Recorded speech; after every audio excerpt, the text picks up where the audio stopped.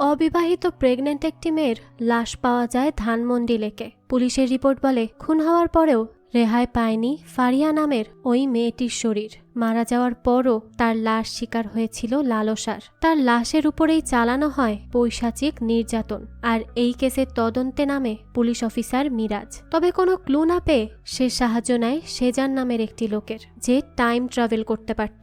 আর time travel করে ফারিহাকে বাঁচাতে গিয়েই আরো বড় বিপদে পড়ে যায় মিরাজ। কি সেই বিপদ এবং মিরাজের সাথে কি ঘটেছিল অতীতে গিয়ে তাই দেখব আজকের গল্পে, যার নাম কালপুরুষ। তাহলে চলুন এই সিরিজের কিছু দৃশ্য দেখে নিয়ে মূল গল্পে যাওয়া যাক।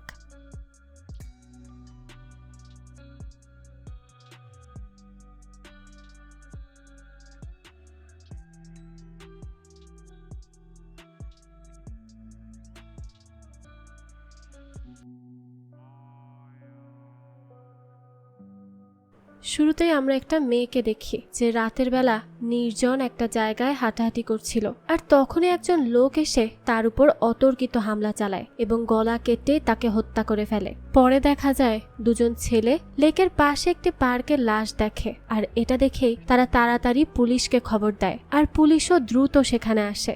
অফিসার এসআই মিরাজ ক্রাইম সিনে আসে। সে সাব ইন্সপেক্টর শফিককে ছেলেগুলোর কথা জিজ্ঞেস করে। তখন শফিক বলে ছেলেগুলো বর্তমানে হাজতে আছে, কারণ তাদের পকেটে ইয়াবা পাওয়া গেছে। অর্থাৎ তারা ইয়াবা সেবন করতে এসে সর্বপ্রথম এই লাশটিকে দেখে। তখন পুলিশ আরো একটা ছেলেকে আটকে রাখে। তবে ছেলেটি অফিসে যাওয়ার জন্য তাড়া দেখালে এসআই মিরাজ ছেলেটির ফোন নিয়ে নেয় আর তার বাবা মাকে কল করে জানায় তাদের ছেলে একজন কুরুচিপূর্ণ ও বিকৃত মস্তিষ্কের মানুষ, কারণ সে মৃত মেয়ের লাশ দেখে সম্মেহন করে। এই বলে সে ধমকে ছেলেটিকে সেখান থেকে তাড়িয়ে দেয়। এরপর সে মেয়েটির লাশটি দেখতে গিয়ে শফিককে জিজ্ঞেস করে মেয়েটির কোনো পরিচয় জানা গেছে কি। তার প্রশ্নের উত্তরে শফিক বলে মেয়েটির নাম ফারিহা, সে এখানেই একটা মেসে থাকে আর তার বন্ধুকে খবর দেওয়া হয়েছে সে অফিস শেষ করে থানায় আসবে। যে কথা শুনে মিরাজ বলে বন্ধু মারা গেছে কিন্তু অফিস মিস করা যাবে না, এটা কেমন বন্ধু? আজকালকার মানুষ বড়ই অদ্ভুত। তো মিরাজ খেয়াল করে ভিকটিমের শরীর থেকে হলুদের গন্ধ আসছে। এরপর সে লেকের পাশে গিয়ে দেখে সেখানে একটি চেয়ার নেই, কিন্তু এর আগের বার সে যখন এসেছিল তখন সেখানে দুটো চেয়ার ছিল। আর একটা চেয়ার না থাকার পেছনে সে এই খুনের সাথে কোনো কানেকশন আছে বলেই মনে করে। এরপর সে পার্কে যায়, যেখানে মেয়েটিকে টেনে হিচড়ে লেকের পাশের একটি গাছের আড়ালে রাখা হয়েছিল। তো এরপর মিরাজ থানায় যায়। সে ওই দুজন ছেলের সাথে কথা বলে, যেখান থেকে সে জানতে পারে ছেলে দুটো ইয়াবা সেবন করার জন্য পার্কে যায়। তখন তারা মেয়েটির লাশ দেখে ভয় পেয়ে যায়। মিরাজ তখন তাদেরকে জিজ্ঞেস করে তারা কি সেখানে অস্বাভাবিক কিছু দেখেছে। তখন একটি ছেলে বলে একজন লোককে সে গাছের সামনে দাঁড়িয়ে থাকতে দেখে, কিন্তু লোকটি আচমকাই উধাও হয়ে যায় আর তারাও ভয়ে সেখান থেকে চলে আসে।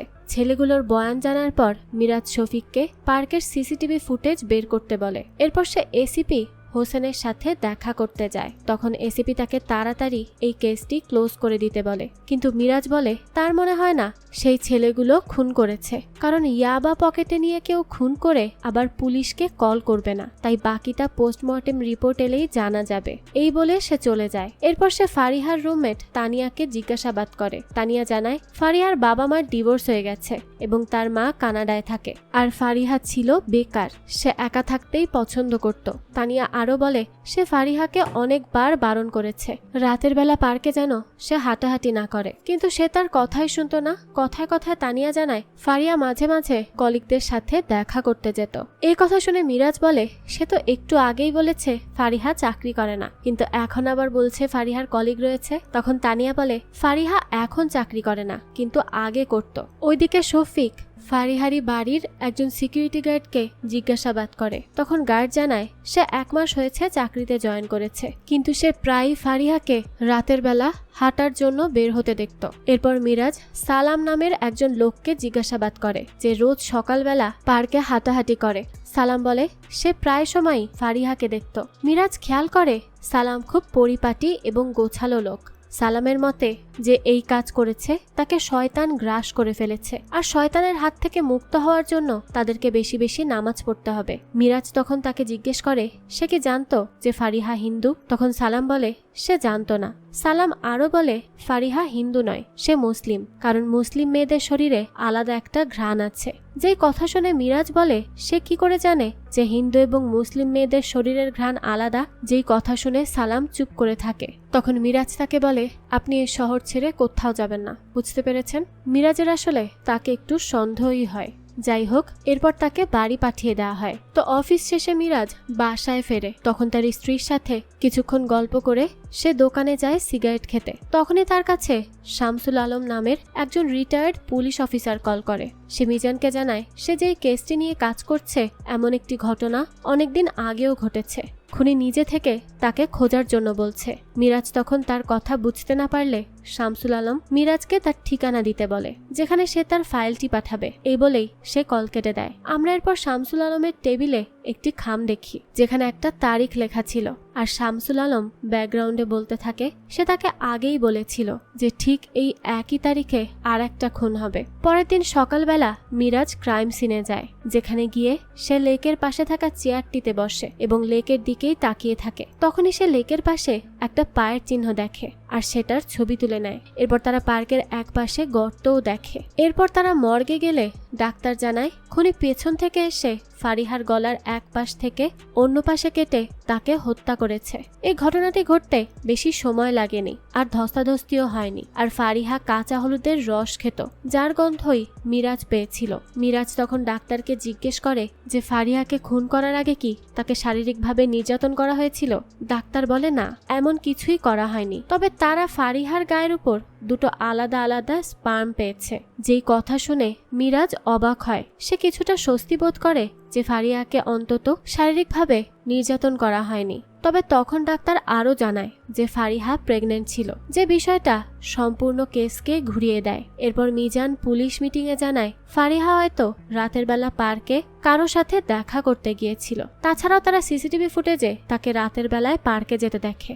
আর তারা ফারিহার লাশের উপর দুজনের স্পার্মও পেয়েছে। আর রাত 3টার দিকে সেই দুজন ছেলে পার্কে প্রবেশ করে। অফিসার জাহাঙ্গীর বলে সেই দুজন ছেলেই হয়তো ফারিহাকে খুন করেছে। তখন মিরাজ বলে সেই দুজন ছেলে পার্কে প্রবেশের 11 মিনিট পর পার্ক থেকে দৌড়ে বেরিয়ে যায়। আর এই 11 মিনিটের মধ্যে তাদের পক্ষে কাউকে খুন করে এক জায়গা থেকে অন্য জায়গায় টেনে নিয়ে সম্মেলন করা সম্ভব না।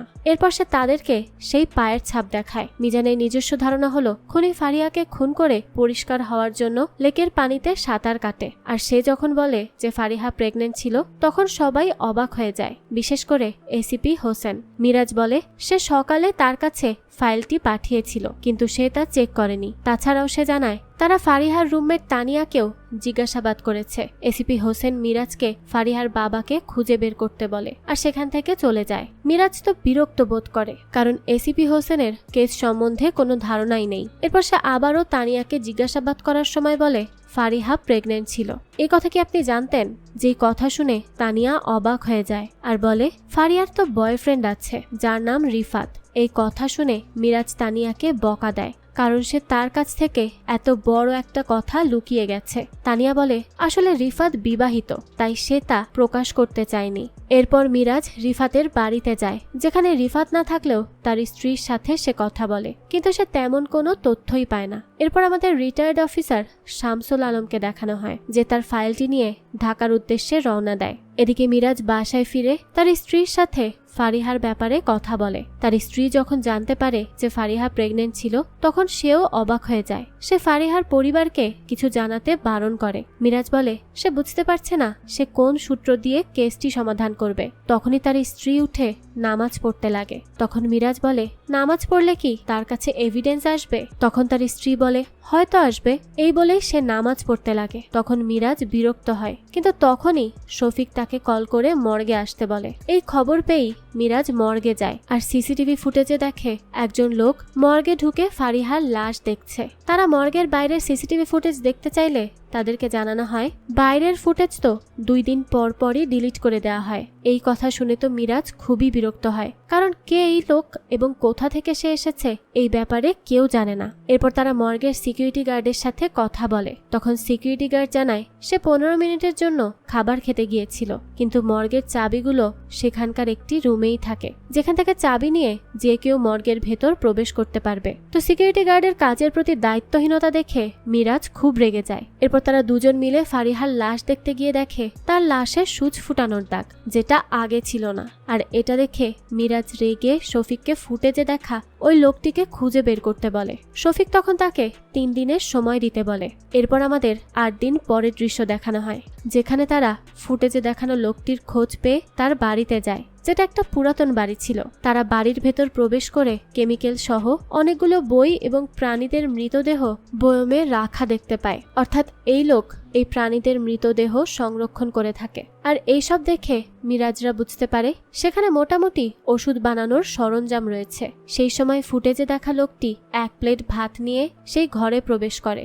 তবে সে তাদেরকে দেখেও চুপচাপ তার খাবার খাওয়া শুরু করে। সে তাদেরকে জানায় তার খাবার খাওয়া শেষ হলে সে তাদের সাথে কথা বলবে। তখন মিরাজ তাকে তার নাম জিজ্ঞেস করে। লোকটি নিজেকে সেজান চৌধুরী বলেই পরিচয় দেয়, যে পেশায় একজন হাতুড়ি ডাক্তার। মিরাজ বলে তার কি কোনো ডিগ্রি আছে? তখন সেজান বলে ডিগ্রি থাকলে তো আসল ডাক্তারই হতাম। তো কথায় কথায় সে সেজানকে জিজ্ঞেস করে বুধবার রাতে সে কোথায় ছিল। তখন সেজান জানায় তার গৃহ পরিচালিকা পরি একটি ইঁদুর পুষত, যেটা মারা যাওয়াতে তারা সেটাকে কবর দিতে গিয়েছিল। আর পরির মনকে ভালো করার জন্য সে তাকে নিয়ে মুভিও দেখতে গিয়েছিল। এরপর মিরাজ তাকে ফারিহার লাশের ছবি দেখায়। তখন সেজান বলে তার ওষুধ ভালো, কিন্তু এত ভালো নয় যে সে এমন কোনো আঘাতের চিকিৎসা করতে পারবে। মিরাজ তখন বলে সে কি মেয়েটিকে চিনতে পারছে না? সেজান তখন বলে না, সে তো চিনতে পারছে না। তখন তারা সেজানকে মর্গের সিসিটিভি ফুটেজ দেখায়, যেখানে সেজানকে স্পষ্ট দেখা যাচ্ছে। সেজান বলে লোকটাকে দেখে তো তার মতোই মনে হচ্ছে।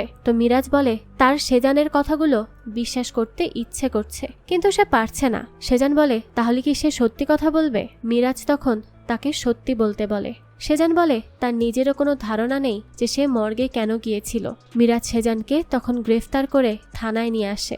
সবাই তাকে শুভেচ্ছা জানায় যে এত তাড়াতাড়ি আসামিকে গ্রেফতার করার জন্য। কিন্তু মিরাজ বলে কেস এখনো সমাধান হয়নি, আর কে অপরাধী তা এখনো জানা যায়নি। তখন জাহাঙ্গীর তাকে বলে সেজানকে রিমান্ডে নেওয়া হোক, সে তার থেকে সব কথা বের করে আনবে। কিন্তু মিরাজ এতে রাজি হয় না। তখন তাদের দুজনের মধ্যে বেশ ভালোই কথা কাটাকাটি হয়ে যায়। এরপর মিরাজ তার ডেস্কে যায়। তখন দেখে একজন মধ্যবয়স্ক লোক তার সাথে কথা বলার জন্য অপেক্ষা করছে। সে লোকটিকে অন্য একদিন আসার কথা বললে লোকটি নিজেকে শামসুল আলম বলে পরিচয় দেয়, যে মিরাজকে কল করেছিল। সে মিরাজকে তার ফাইলটি পড়তে দেয়। তখন মিরাজ ফাইলটি চেক করতে গিয়ে সেখানে একটা স্কেচ দেখে, যেটা দেখতে অবিকল সেজান চৌধুরীর মতো। সে এই ছবিটি দেখে অবাক হয়ে যায়। শামসুল আলম বলে সে যখন তার কেসটি নিয়ে তদন্ত করছিল তখনও সেজান চৌধুরী একই রকম দেখতে ছিল। মিরাজ তখন তার কথা বিশ্বাস করতে পারছিল না। তখন শামসুল আলম বলে সে তার জীবনে এমন অনেক কিছু দেখেছে যেগুলোর কোনো ব্যাখ্যা সে পায়নি। মিরাজ বলে সে ব্যাখ্যা পায়নি দেখে এই নয় যে আসলেই তার কোনো ব্যাখ্যা নেই। তো এরপর শামসুল আলম সেজানের সাথে দেখা করতে যায়। তখন শামসুল আলম বলে সে এর আগে যখন তাকে দেখেছিল 1968 সালে, তখনও সে একই রকম ছিল দেখতে, কিন্তু বর্তমানে তার বয়স হওয়ার কথা 100 বছর, যদিও তাকে দেখতে 45 বছরের বেশি বলে মনে হচ্ছে না। সেজান বলে সে তার কথা বিশ্বাস করছে। এরপর শামসুল আলম বলে সে তাকে প্রথম দেখেছিল যশোর ফেরিঘাটে, যেখানে তাদের ফেরি আটকে গিয়েছিল, কারণ একটি মেয়েকে একইভাবে খুন করা হয়েছিল যেমনটা ফারিহার ক্ষেত্রে হয়েছে। সেজানই তাকে লাশটা খুঁজতে সাহায্য করেছিল, কিন্তু আচমকাই সে নদীর মাঝখানের ফেরি থেকে উধাও হয়ে যায়। সেজান বলে সে তার কথা বিশ্বাস করছে, কিন্তু সে তাকে চিনতে পারছে না। মিরাজ বলে সে কি কোনো ভূত যে এত বছর পর দুটো জায়গাতে একই রকম হয়ে থাকতে পারে? যার উত্তরে সেজান বলে সে জানে না। মিরাজ বলে সে অনুমতি ছাড়া মর্গে ঢুকে লাশের থেকে কিছু একটা কালেক্ট করেছে, যেই লাশ নিয়ে এখনো তদন্ত চলছে, কিন্তু সেজান তো অস্বীকার করে যে তার তো কিছুই মনে নেই। মিরাজ বলে তাহলে সে সেই রাতে কোথায় ছিল? সেজান বলে তার মদ পান করার অভ্যাস আছে, তাই সে মদ পান করাতে পুলিশ তাকে গ্রেফতার করে, আর সে সারা রাত হাজতেই ছিল। সেজানের কথা শুনে মিরাজ বেশ বিরক্ত বোধ করে, তাই সে বাইরে চলে আসে এবং শামসুল আলমকে বলে সে তার কথা বিশ্বাস করতে পারছে না।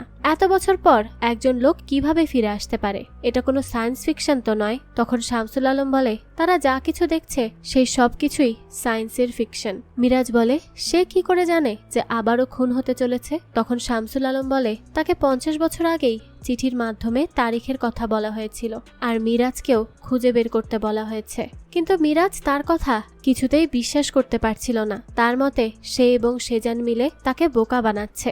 শামসুল আলম বলে সে যা মনে করার করতে পারে, তবে এতে সত্য পাল্টাবে না। এই বলে সে চলে যেতে লাগলে মিরাজ তাকে এখান থেকে যেতে না দেওয়ার ভয় দেখায়। শামসুল আলম তখন বলে তার বয়স 80 বছর, তাই সেজান কি পারবে তাকে আটকে রাখতে? এই বলে সে চলে যায়। এদিকে শফিক সেজানের বাড়ির মালিক সহ আশেপাশের লোকজনের থেকে খোঁজ নিয়ে জানতে পারে সেজান মাসের অর্ধেক সময়ে তার বাড়ি ভাড়া দিলেও চায়ের দোকানে তার অনেক টাকা বাকি আছে। আর তাছাড়া সে যদিও নিজের তৈরি ওষুধ বিক্রি করে, তবে কেউই তার ওষুধ খেয়ে সুস্থ হয় না। আর তাছাড়া যুবকদের মতে সে একজন ঠক এবং জুয়ারি, যে মদ খেয়েই পড়ে থাকে। তো বিকেল বেলায় রিফাত থানায় আসলে পুলিশ তাকে কিছু জিজ্ঞাসাবাদ করে। তখন সে জানায় ফারিহা তার সাথে ব্রেকআপ করে নিয়েছিল, আর সে সেদিন তাকে বারবার কল করলে বাড়িতে মেহমান আসায় সে তার সাথে দেখা করতে যায়নি। সে তাকে একটি দরকারি কথা বলবে বললেও সে যেতে পারেনি। আর হঠাৎ করেই সে তাকে লেকের পাশে যেতে বললেও মেহমানদেরকে ছেড়ে সে দেখা করতে যাওয়ার সুযোগ পায়নি। আর পরের দিন তার ফ্লাইট ছিল বলে সে ঘুমিয়ে পড়ে। এরপর মিরাজের মুখ থেকে সে যখন জানতে পারে যে ফারিহা প্রেগনেন্ট ছিল, তখন সে ইমোশনাল হয়ে যায়। কিছুক্ষণ পর শফিক মিরাজকে বলে সে সেজানের জন্ম তারিখ, ঠিকানা, স্কুল, কলেজ কোনো কিছুই জানতে পারেনি, যেন মনে হয় সে হাওয়ায় ভেসে এসেছে। মিরাজ বলে মানুষ কি কখনো হাওয়ায় ভাসতে পারে? শফিক তখন বলে অফিসার জাহাঙ্গীর সেজানের সাথে দেখা করার জন্য উপর থেকে অনুমতি নিয়েছে। এরপর মিরাজ সেজানের সাথে দেখা করতে যায়। সেজান বলে জাহাঙ্গীর খুব ভালো মারতে পারে, আর মারার আগে সে তার আংটি খুলে রাখে। মিরাজ বলে সে যদি সত্যিটা বলতো তাহলে আর এখানে আটকে থাকতে হতো না। সেজান বলে সে তো সত্যিই বলেছে। এরপর সে বলে আসলে তার আগে মনে পড়ছিল না, তবে এখন সে বুঝতে পারছে যে সে সেদিন ড্রাঙ্ক হয়ে মর্গে প্রবেশ করেছিল, কিন্তু সে কেন প্রবেশ করেছিল তা এখন সে ভালো করেই টের পাচ্ছে। মিরাজ বলে তো সে কেন মর্গে গিয়েছিল? সেজান বলে সে তাকে মুখে বললেও সে বিশ্বাস করতে পারবে না, তাকে করে দেখাতে হবে। তাই সে মিরাজকে এখান থেকে তাকে ছাড়ানোর ব্যবস্থা করতে বলে। মিরাজ বলে সে এখন আর ছাড়া পাবে না, আর তারা ইচ্ছা করলে তাকে সারা জীবন আটকে রাখতে পারবে। তখন সেজান হেসে বলে পারবে না, সে ফুটেজের মাধ্যমেই এই জেল থেকে বাইরে বের হবে। এরপর তানিয়ার সাথে কথা বলে মিরাজ। তাদের বাড়ির আগের সিকিউরিটি গার্ড হেলালের ব্যাপারে তাকে জিজ্ঞেস করে যে গত 2 মাস আগে চাকরি ছেড়েছে। তানিয়া বলে হেলাল বুদ্ধিমান ছিল এবং সে তাদের বিভিন্ন কাজকর্ম করে দিত।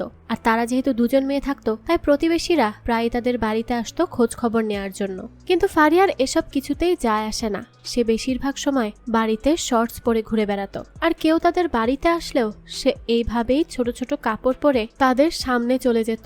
সে তাকে এসব কাপড় পরে কারো সামনে যেতে বারণ করলেও ফারিয়া তার কথা হেসেই উড়িয়ে দিত। আর তাছাড়াও ফারিহা সিগারেট খেত। আর তানিয়ার জানা মতে হেলাল একটা বস্তিতে থাকে। এই কথা জানার পর মিরাজ শফিককে নিয়ে সেই বস্তিতে চলে যায় যেখানে হেলালের বাড়ি। আর সেখান থেকেই সে জানতে পারে হেলাল খুব স্মার্ট এবং শিক্ষিত একজন লোক। সে সব সময় প্রাণবন্ত থাকে, কিন্তু গত 2 মাস ধরেই তাকে খুব অন্যরকম লাগছে। সে যেন বিড়বিড় করে কারো সাথে কথা বলে, তবে কি কথা বলে আর কার সাথে বলে সেটা বোঝা যায় না। মিরাজ তখন হেলালের বাড়ি গিয়ে আরো জানতে পারে যে হেলালের মা তার উপর খুব বিরক্ত, কারণ তার এত বয়স হয়ে গিয়েছে, তারপরও সে বিয়ে করেনি। তো তারা দেখে হেলালের ঘরে অনেকগুলো বই রয়েছে যেগুলো হেলাল পড়তো। আর তাছাড়াও সে অনেক শৌখিন। সে ভালো ভালো পোশাক পরে এবং দামি পারফিউমও ব্যবহার করে, আর সে দামি সিগারেটও খায়। তো মিরাজ অফিসের মিটিংয়ে হেলালের এসব কথা বলে। তো তাদের কাছে আপাতত হেলালের উচ্চতা এবং বয়স ছাড়া আর কোনো ইনফরমেশনই জানা নেই, কিন্তু হেলালকে সহজেই শনাক্ত করা যাবে কারণ তার চোখের রং নীল। আর তাছাড়া সে দামি সিগারেট খায় যেটা ফারিহা খেত, এবং সে দামি পারফিউমও ব্যবহার করত যেমনটা ফারিহা করত। তাই সম্ভাবনা বেশি যে হেলালি ফারিহাকে খুন করেছে। এর কারণ হতে পারে সে ফারিহাকে পছন্দ করত, কিন্তু ফারিহা তাকে রিজেক্ট করে দিলে সে রাগের মাথায় এই কাজ করেছে। যাই হোক, এরপর দেখা যায় মিরাজ তার স্ত্রীর সাথে হাসপাতালে যায়, কারণ তারা বাচ্চা জন্ম দিতে পারছিল না। তাই মিরাজের সবকিছু পরীক্ষা করার জন্য তার স্যাম্পল লাগবে। তাই সে যখন স্যাম্পল দিতে যায় তখন শফিক তাকে কল করে আর জানায় ফারিয়ার গায়ে সেই দুজন ছেলের স্পার্ম পাওয়া গেছে, যাদেরকে তারা ইয়াবা সহ গ্রেফতার করেছে। যেই কথা শুনে সে থানায় ফিরে যায়। পরের দিন সকালবেলা একজন লোক লেক পরিষ্কার করার সময় পানি থেকে কিছু একটা ভেসে উঠতে দেখে। সেখানে গিয়ে সে দেখে সেটা তো একটা লাশ। তাই সে আর দেরি না করে দ্রুত থানায় কল করে, আর পুলিশও সেখানে চলে আসে। মিরাজ সেখানে আসলে বুঝতে পারে এই লাশটি আসলে হেলালের, যে জন্য তাকে এতদিন ধরে খুঁজে পাওয়া যাচ্ছিল না। মিরাজ বলে হেলালকে হয়তো ফারিয়াকে হত্যা করার ঘন্টা খানেক আগেই হত্যা করা হয়েছে। শফিক বলে মিরাজ ঠিক বলেছিল, পার্ক থেকে একটি চেয়ার গায়েব ছিল, কারণ সেই চেয়ারটি দিয়েই হেলালের লাশকে বেঁধে ভারী করে পানিতে ফেলে দেওয়া হয়, যাতে করে লাশ সহজে ভেসে না ওঠে। কিন্তু কোনোভাবে লাশ এবার উপরে ভেসে উঠেছে। এরপরই প্রেস ব্রিফিং এ মিরাজকে রিপোর্টাররা বিভিন্ন প্রশ্ন করতে থাকে। তারা বলে পুলিশ কেন খুনির নাম সামনে আনছে না, এবং এতদিন যে সাসপেক্ট ছিল আজ তো সেও ভিকটিম। তখন মিজান বলে স্বাভাবিকভাবে হেলাল তাদের সন্দেহের তালিকায় ছিল। তো সেই সময়ই রিপোর্টারদের উল্টোপাল্টা কথা শুনে মিরাজ রেগে যায়, আর তাদের কিছু বিরক্তিকর প্রশ্নের কড়া জবাব দিয়ে চলে আসে সেখান থেকে। তবে দেখা যায় এই জন্য তাকে এসিপি হোসেনের কাছে অনেক কথা শুনতে হয়, এবং হোসেন তাকে এই কেস থেকে সরিয়ে জাহাঙ্গীরকে এই কেসের দায়িত্ব দিয়ে দেয়, যে জন্য মিরাজ খুব রাগ করে আর সেখান থেকে চলে আসে। তো এরপর রাতের বেলা সে যখন ঘুমিয়েছিল, তখন ঘুমের মধ্যেই তার মাথায় সেজানের বলা কথাগুলোই ঘুরপাক খাচ্ছিল, যেখানে সে বলেছিল সে বললে মিজান কিছুই বুঝবে না, তাকে প্র্যাকটিক্যালি দেখাতে হবে। তো পরের দিন সকালবেলা সে তার স্ত্রীর ওষুধের শিশিটা দেখে সেটা নিজের কাছে রেখে দেয়। এরপর সে মর্গে গেলে ডাক্তার তাকে জানায় তারা তো ফারিহার লাশকে নিয়ে গেছে। সে তখন ডাক্তারকে জিজ্ঞেস করে তার কি মনে হয় ফারিহার বডিতে সূচ ফুটিয়ে কি নিয়ে যাওয়া হয়েছে। তখন ডাক্তার বলে সে শিওর হয়ে বলতে পারছে না, কিন্তু তার কাছে মনে হচ্ছে ওই সেজান হয়তো মৃতের শরীর থেকে স্পাইনাল ফ্লুইড নিয়ে গেছে। তো এরপর সে মিরাজকে তার স্ত্রীর ওষুধ দেয় আর একটি জিনিসও দেখায়, যেখানে তার স্ত্রীর ওষুধের সাথে একটি কেমিক্যাল মেশালে সেখানে লাল রক্তের মতো দাগ দেখানো হয়। ডাক্তার বলে এই ওষুধ বাচ্চাদের ম্যাজিক দেখানোর সরঞ্জামের সব দোকানে পাওয়া যায়, কিন্তু এর ভেতর আরো কিছু আছে কিনা তা জানার জন্য প্রয়োজনীয় সরঞ্জাম নেই তার কাছে। এরপর দেখা যায় মিরাজ সেজানের বাড়ি যায়, তখন তাকে দেখে একটি বাচ্চা মেয়ে অর্থাৎ পরী জানালা দিয়ে পালিয়ে যায়। সে তাকে আটকানোর চেষ্টা করেও ব্যর্থ হয়। তখন সে সেজানের কথা ভাবতে থাকে যে তাকে প্র্যাকটিক্যালি দেখার কথা বলেছিল, তাই সে তার স্ত্রীর ওষুধটি খেয়ে ফেললে তার ব্রেনের ভেতর হ্যালুসিনেশন দেখা দেয়, কারণ এই ওষুধ খেলে মানুষ হ্যালুসিনেশন করে, যেটা তার স্ত্রীর ক্ষেত্রেও হয়ে থাকে। রাতের বেলা ঘুমানোর আগে সে এই ওষুধ সেবন করে ঘুমায় বলে ঘুমের মধ্যে বিভিন্ন স্বপ্ন দেখে এবং ঘুমের মধ্যেই বিড়বিড় করতে থাকে। তো এখন দেখা যায় মিরাজ বেশি মাত্রায় ওই মেডিসিন খাওয়ায় সেখানেই অজ্ঞান হয়ে যায়। তার যখন হালকা হালকা জ্ঞান ফিরে আসে, তখন তার সেদিনের সব স্মৃতি চোখে ভাসতে থাকে, কারণ সেই সবকিছু তার ব্রেনের মধ্যে ঘুরপাক খাচ্ছিল। তাকে অজ্ঞান হয়ে যেতে দেখে পরী তার কাছে আসে আর তার জ্ঞান ফেরানোর চেষ্টা করে। এদিকে জাহাঙ্গীর কেস নিয়ে শফিককে বলে সে কি তার বস অর্থাৎ মিরাজের থেকে এই কেসটা নিয়ে নেওয়ার জন্য কষ্ট পাচ্ছে না। শফিক প্রথমে না বললেও পরবর্তীতে স্বীকার করে যে হ্যাঁ তার কষ্ট হচ্ছে। তখন জাহাঙ্গীর বলে তার কষ্ট হোক বা যাই হোক, তাকে তার কাজ করতে হবে, আর এটাই রুলস। এদিকে মিরাজ তার স্ত্রীকে জিজ্ঞেস করে সে কি জিন ভূতে বিশ্বাস করে। তার স্ত্রী বলে হ্যাঁ সে জিন ভূতে বিশ্বাস করে। মিরাজ তখন তার স্ত্রীকে জিজ্ঞেস করে তুমি কেন এতে বিশ্বাস করো। তখন তার স্ত্রী বলে সবাই বলে জিন ভূত আছে, তাই আমি সেটাই বিশ্বাস করি। তখন মিরাজ বলে সে যদি বলে সে 200 বছর অতীতে গিয়ে ঘুরে ফিরে আবারও বর্তমানে ফিরে এসেছে, তাহলে কি সে তার কথা বিশ্বাস করবে। তখন তার স্ত্রী বলে এমন আবার কখনো হয় নাকি। এই নিয়ে তারা দুজন কথা বলতে থাকে। তখনই মিরাজ চিৎকার করতে থাকে, আর তার স্ত্রী বলে সে চিৎকার করছে কেন, আর সে এত তাড়াতাড়ি রেগে যায় কেন। মিরাজ বলে সে রাগছে কোথায়, সে তো তার সাসপেন্ড হওয়া এনজয় করছে। এদিকে দুটো লাশ পাওয়া গেছে আর সে ঘরেই বসে আছে। তখন তার স্ত্রী বলে সে শুধু দুটো লাশের কথা বলছে, তিনটির কথা বলছে না কেন? একটা বাচ্চা ছাড়া যে সেও জীবিত লাশের মতো হয়ে গেছে সেটা কি সে বুঝতে পারছে না? এরপর সে মিরাজকে বলে সে একটি বাচ্চা চায়। যেই কথা শুনে মিরাজ চুপ করে থাকে, কারণ সেও তো হতাশ হয়ে গেছে যে এখনো তাদের একটা বাচ্চা হলো না। তো কিছুক্ষণ পর শফিক মিরাজকে কল করে আর তাকে জানায় সেজানকে রিমান্ডে এতই মারা হয়েছে যে তাকে এখন বাধ্য হয়ে হাসপাতালে ভর্তি করাতে হয়েছে। যে কথা শুনে মিরাজ হাসপাতালে যায়, যেখানে সে এবং শফিক মিলে সেজানকে হাসপাতালের বাইরে নিয়ে আসে। সেজান বলে সে তাকে সবকিছু খুলে বলবে, কিন্তু আগে তাকে ড্রিঙ্ক করতে হবে। ড্রিঙ্ক করা ছাড়া সে কিছুই বলতে পারবে না। যেই কথা শুনে মিরাজ তাকে নিয়ে একটি বারে যায়, যেখানে ড্রিঙ্ক করতে করতে সেজান বলে সেদিন সে তার বাড়ির মেঝেতে শুয়েছিল, কারণ তার মেমোরি তার অতীতের শরীরে ফিরে গিয়েছিল। যা শুনে মিরাজ বলে এ কি করে সম্ভব হতে পারে? তখন সেজান তাকে বলে সময়, অতীত, বর্তমান, ভবিষ্যৎ এই 3 কাল নিয়েই বাঁচে, আর তাদের ব্রেন এই 3 কাল ছাড়া অন্য কোনো সময় মেনে নিতে পারে না। মিরাজ তো তার কোনো কথাই বুঝতে পারছিল না, তাই সে সেজানকে বলে সে তার কথা কিছুই বুঝতে পারছে না। সেজান বলে সে কিছুই বুঝতে পারছে না, আর সেজান তাকেই কেন এসব কথা বলছে, অন্য কাউকে কেন বলছে না, সেটাও কি সে বুঝছে না? তো এরপর সেজান বলে সে তাকে এসব কথা বলছে কারণ সে ফাঁসির দড়িতে ঝুলতে চায় না, আর সে জানে মিরাজ নিশ্চয়ই কিছু একটা করবে। তখনই মিরাজ তার স্ত্রীর ওষুধের শিশি হাতে নিয়ে বলে সেজানকে এটা বলতে চাইছে যে এমন একটা ছোট শিশিতে সময়কে বন্দি করে রাখা যায়।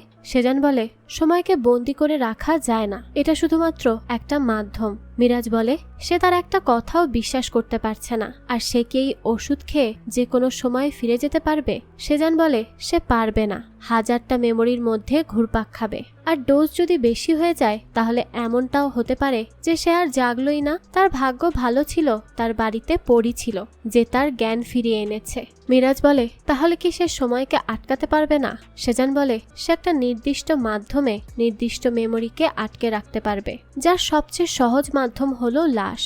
মিরাজ তাকে তখন তার সাথে যেতে বলে। সে তাকে ফারিহা যেদিন মারা গেছে সেদিনকার মেমোরিতে যেতে বলে, কিন্তু সেজান তা করতে চায় না, যে জন্য তাকে মিরাজের হাতে ধোলাই খেতে হয়। তো ধোলাই দিয়ে মিরাজ তাকে নিয়ে তার বাড়িতে আসে, যেখানে মিজান তাকে অতীতে ফিরে যাওয়ার কথা বলে। সেজান বলে তাহলে তাদের একটা ডেড বডি লাগবে। মিরাজ এর কারণ জিজ্ঞেস করে, তখন সেজান বলে মৃত্যুর পর তাদের ব্রেনে কোনো প্রকার মেমোরি জমা থাকে না, তা রক্তের কোষ এবং টিস্যুর মধ্যে ছড়িয়ে পড়ে, যেটা তারা কাজে লাগাতে পারে। মিরাজ তাকে তখন বুঝিয়ে বলতে বলে যে সে আসলে কি বলতে চাইছে। সেজান বলে তাদের আসলে মৃতদেহের রক্ত লাগবে। তখনই পরি মিরাজকে বলে তাদের মর্গে তো অনেক লাশ আছে, সেখান থেকে লাশ আনতে পারছে না সে। মিরাজ বলে সে তার কথা বুঝতে পারছে না। তখন সেজান বলে ফারিহার লাশ যতদিন তাদের মর্গে ছিল ততদিনের মধ্যে অন্য কোনো লাশ যদি মর্গে আনা হয় তাহলে তা থেকে তারা সেদিনকার স্মৃতি জানতে পারবে, এছাড়া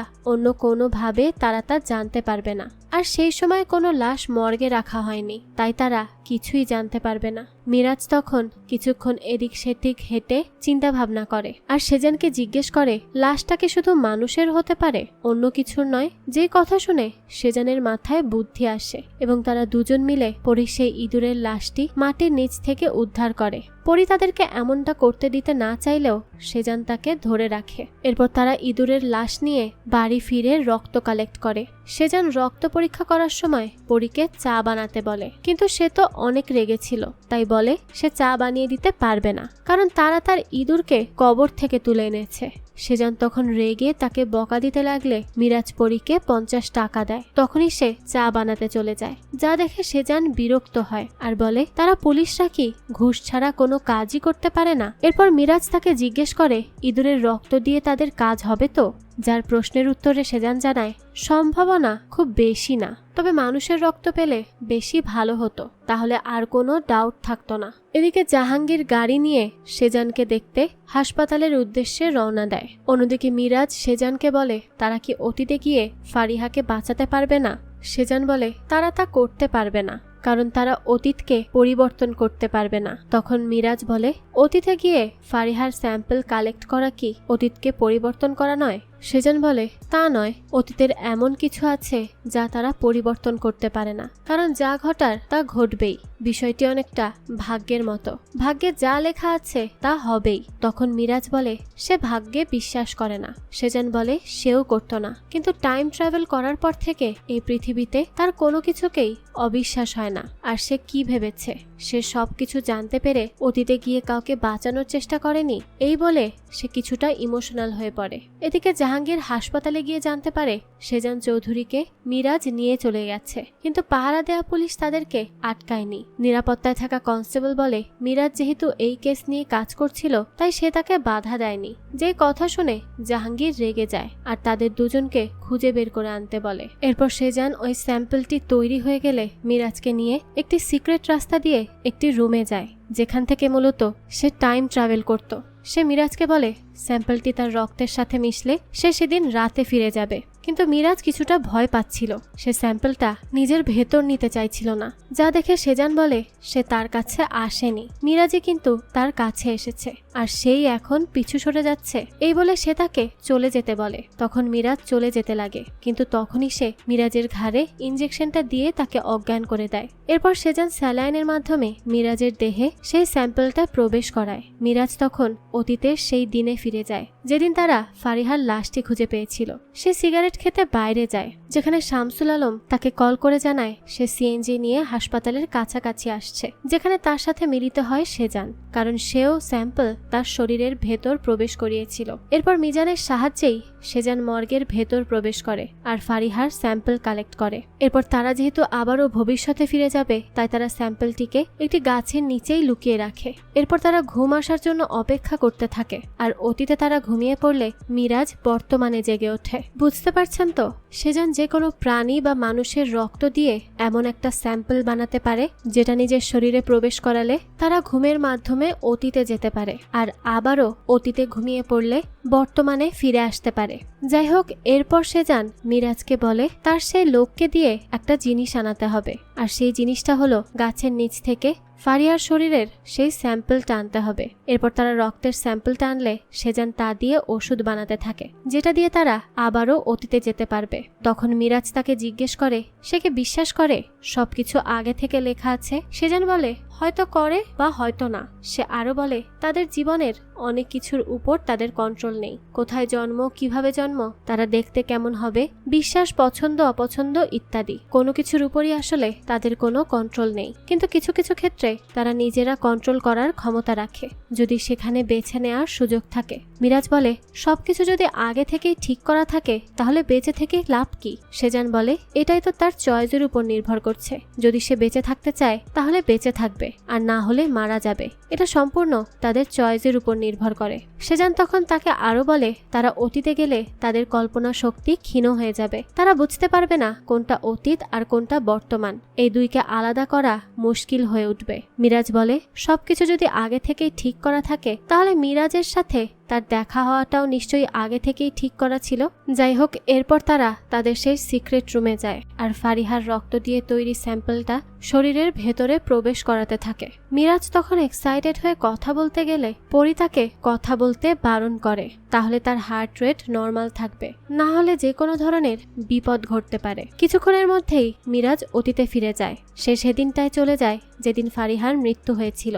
সে অতীতের স্মৃতিতে ফিরে এসে তাড়াতাড়ি করে পার্কে যায় আর তখন দেখা যায় ফারিহা রিফাতকে বারবার কল করছিল, কিন্তু সে তার কল রিসিভই করছিল না। এরপর সে যখন তার কল রিসিভ করে তখন সে রিফাতকে পার্কে আসতে বলে আর নিজেও পার্কে চলে যায়। মিরাজ ফারিহাকে পার্কের মধ্যে দেখে তাকে বাঁচানোর চেষ্টা করে, কিন্তু ততক্ষণে সে মাটির মধ্যে আটকে যায়। তখন তার সেজানের বলা কথা মনে পড়ে, যেখানে সেজান বলেছিল সেও অনেককে বাঁচানোর চেষ্টা করেছিল, কিন্তু বারবার চেষ্টা করেও সে ব্যর্থ হয়েছে, কারণ প্রকৃতি তার নিজের নিয়মে চলে আর তারা কখনো অতীতকে পরিবর্তন করতে পারবে না। এই কথা ভাবতে ভাবতে সেখানে সেই খুনি চলে আসে এবং সে ফারিহাকে পেছন থেকে আক্রমণ করে হত্যা করে। এরপর সে ফারিহার জামা কাপড় খুলে তাকে নগ্ন করে ফেলে এবং সম্মেলন করে তার বিকৃত মস্তিষ্কের জানান দেয়। মিরাজ অনেক কষ্ট করে মাটি থেকে উঠে দাঁড়ায়। বর্তমানে জাহাঙ্গীর বাকি পুলিশদের নিয়ে সেজানের বাড়িতে আসে, যেখানে সে সেজানের বাড়ির নিচে শফিককে সিগারেট খেতে দেখে আর জিজ্ঞেস করে সে এখানে কি করছে।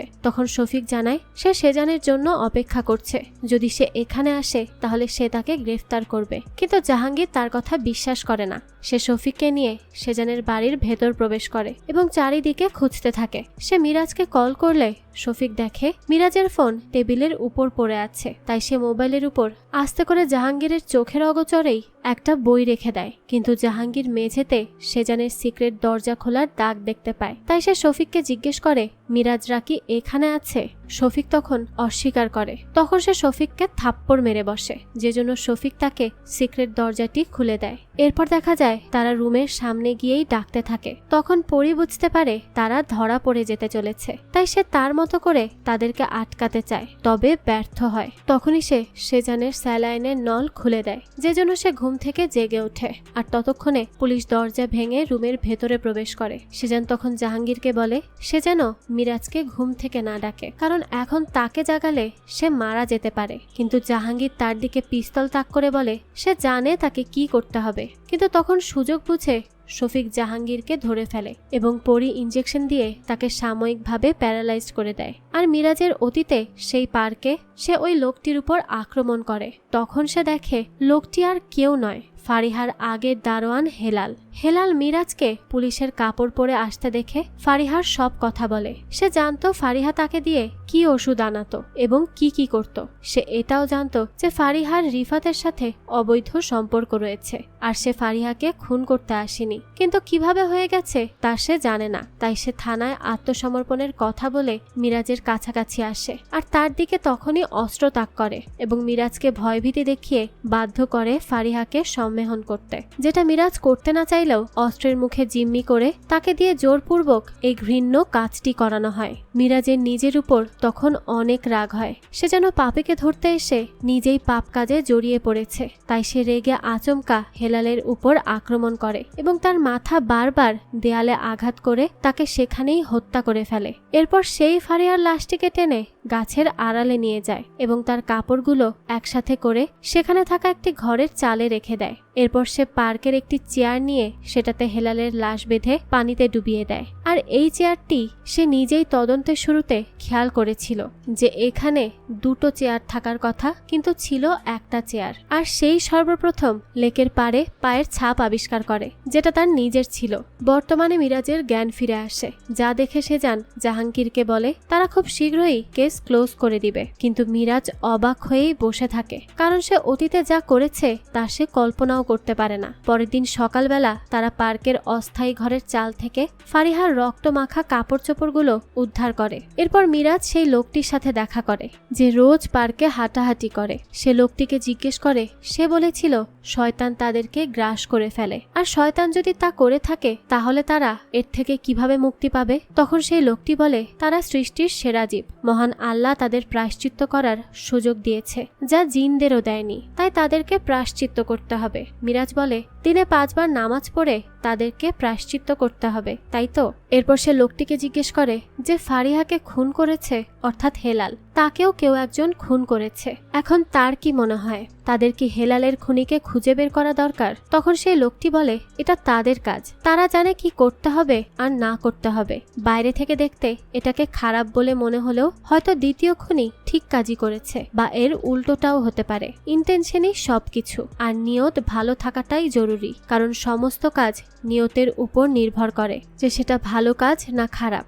এই বলে লোকটি সেখান থেকে চলে যায়, আর মিরাজ লেকের দিকেই তাকিয়ে থাকে আর ভাবতে থাকে তার তো খারাপ ইন্টেনশন বা খারাপ নিয়ত ছিল না, সে তো ফারিয়াকে বাঁচাতে চেয়েছিল। কিন্তু তার ভাগ্য খারাপ ছিল দেখে সে হেলালের খপ্পরে পড়ে যায়, কিন্তু তার নিয়ত খারাপ ছিল না, আর সে হেলালকে শাস্তি দেওয়ার জন্যই তাকে খুন করেছে। তার মানে সে ভালো কাজই করেছে। এরপর সে এসিপি হোসেনের সাথে দেখা করে। তখন হোসেন বলে তারা কাপড়গুলো কিভাবে খুঁজে পেল? তখন মিরাজ বলে এই সবকিছু জাহাঙ্গীর সাহেবের বুদ্ধি, যার মাথায় হঠাৎই এই কথাটা আসে যে সেখানে হয়তো ফারিহার কাপড়গুলো খুনি লুকিয়ে রাখতে পারে। আর সত্যিই তা তারা সেখান থেকেই খুঁজে পেয়েছে।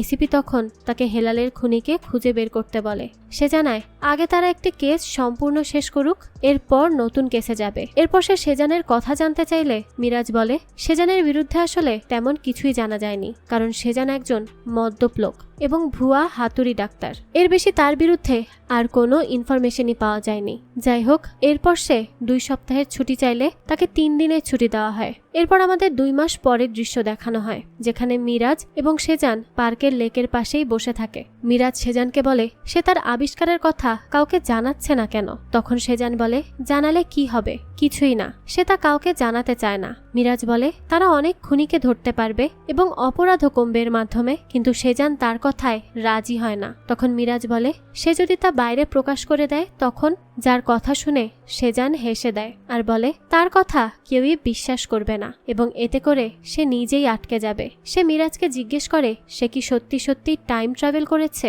মিরাজ তো তার কথা শুনে অবাক হয়ে যায়। সেজান বলে সে একজনকে খুন করেছে, কিন্তু সেই রাতের মেমোরি তার মনে নেই।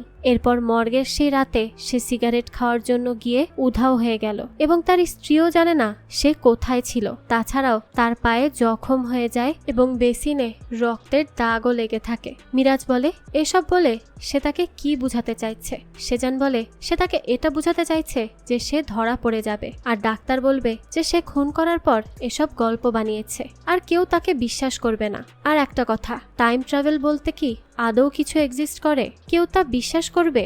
এইসব বলেই সে সেখান থেকে চলে যায় আর তারা সবাই নিজে নিজেদের কাজে ব্যস্ত হয়ে পড়ে। অফিসার জাহাঙ্গীর সেই ফর্মুলা নিয়েই ঘুরতে থাকে আর মিরাজ কি সারেন্ডার করে ফেলবে কিনা সেটা ভাবতে থাকে। তার স্ত্রী একটা বাচ্চার জন্য চেষ্টা করে আর এসিপি হোসেন দ্বিতীয় খুনিকে বের করার চেষ্টা করতে থাকে। আর সবশেষে আমরা শামসুল আলমকে দেখি যে সেজানের বাড়িতে যায় তার ফাইলটি নিয়ে। সে সেজানকে বলে এর আগেও তাদের দেখা হয়েছিল ফেরিঘাটে, তাই সে সেজানকে তার কেসটি সমাধানে সাহায্য করতে বলে। সেজান বলে এতে সে কিছুই করতে পারবে না। তখন শামসুল আলম বলে তাদের যখন দেখা হয়েছিল তখনও সেজানের গালে একটা কাটা দাগ ছিল আর এখনো সেই দাগটি আছে। যেই কথা শুনে সেজান বলে এই কথা দ্বারা সে কি বুঝাতে চাইছে। তখন শামসুল আলম বলে সে এটা বুঝাতে চাইছে যে সে জানে সেজান তাকে সাহায্য করতে পারবে। যেই কথা শুনে সেজানও বিরক্ত হয়, কারণ সে বুঝতে পারে যে সে ধরা পড়ে গেছে। আর এই দৃশ্যের সাথেই এই গল্পটিও শেষ হয়ে যায়। তবে এই গল্পের শেষে কিন্তু অনেকগুলো কোশ্চেন রয়ে গিয়েছে, যেমন মিরাজ কি সত্যি খুন করে তার মেমোরি হারিয়ে ফেলেছিল, তাই তার অবচেতন মনে সে সেই সবই কল্পনা করেছে, নাকি সে সত্যি সত্যি টাইম ট্রাভেল করে অতীতে গিয়ে খুন করে এসেছে। আর এই যে সেজান, সে কি আসলেই বর্তমানে এক্সিস্ট করে, নাকি অতীত থেকে টাইম ট্রাভেল করেই বর্তমানে এসেছে। আর যদি সে সত্যি টাইম ট্রাভেল করে অতীত থেকে বর্তমানে এসে থাকে, তবে সে কোন উদ্দেশ্যে এসেছে? এই সব কিছুর উত্তরই হয়তো আমরা এর সেকেন্ড সিজনে দেখতে পাবো। যদিও এই সম্পর্কে এখনো কিছু বলা হয়নি, কিন্তু আমার মনে হয় যে এর সেকেন্ড সিজন আসবে, কারণ অনেকগুলো কোশ্চেন রেখেই এই সিরিজটা শেষ করা হয়েছে। যাই হোক, তো সেই সেকেন্ড সিজন যখনই আসুক না কেন আমি সেটা আপনাদের জন্য এক্সপ্লেইন করার চেষ্টা করব। তো এই গল্পটি আপনাদের কাছে কেমন লেগেছে সেটা অবশ্যই কমেন্ট করে জানাবেন। যদি এতটুকুও ভালো লেগে থাকে তাহলে একটি লাইক দিয়ে যাবেন। আর হ্যাঁ, আমাদের এই চ্যানেলে কিন্তু প্রতিনিয়তই নতুন নতুন ভিডিও আপলোড করা হয়। সেই সব ভিডিওর আপডেট পেতে আমাদের চ্যানেলটিকে সাবস্ক্রাইব করে বেল আইকনে অল দিয়ে রাখবেন। ধন্যবাদ।